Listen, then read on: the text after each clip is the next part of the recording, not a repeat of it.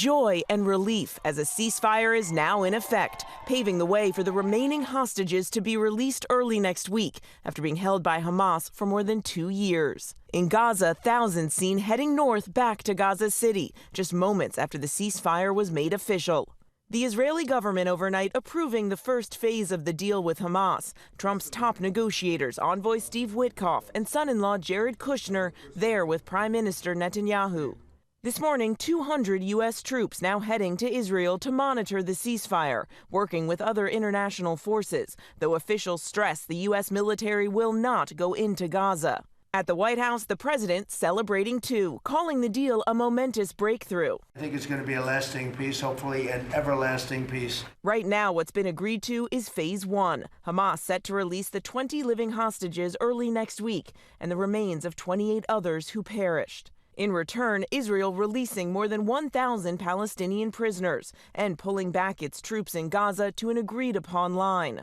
The big question, then what? The president's 20-point plan had called for Hamas to disarm and for Gaza to be governed by an apolitical Palestinian committee overseen by an international board of peace with Trump as its chairman. I asked the president, what comes next? What guarantees Hamas disarms and that Israel doesn't resume bombing once the hostages are released? The first thing we're doing is getting our hostages back, okay? And that's what people wanted more than anything else. They wanted these hostages back that have lived in hell like nobody has ever even dreamt possible.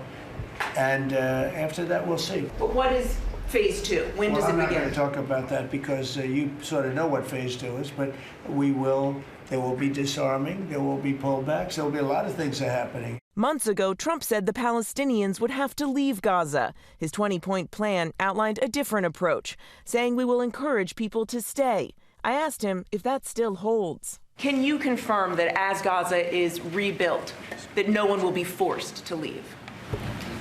Yeah, nobody's going to be forced to leave, no. It's just the opposite. In Gaza, hope, but also uncertainty. I hope this happiness will be fulfilled and the ceasefire deal will last. This displaced mother says, we don't want them to take their hostages and then return to war.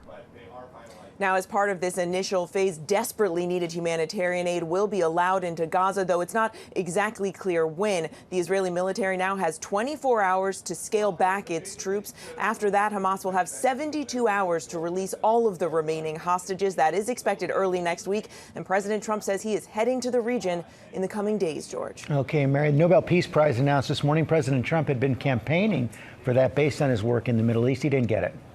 He did not, George. Instead, the Nobel Peace Prize has gone to Venezuelan opposition leader Maria Machado. The Nobel Prize Committee recognizing her for her, quote, tireless work promoting democratic rights for the people of Venezuela and her work to achieve a peaceful transition from dictatorship to democracy. Trump had hoped he was in the running for this, but he said yesterday, George, quote, whatever they do is fine. Mary Bruce, thanks.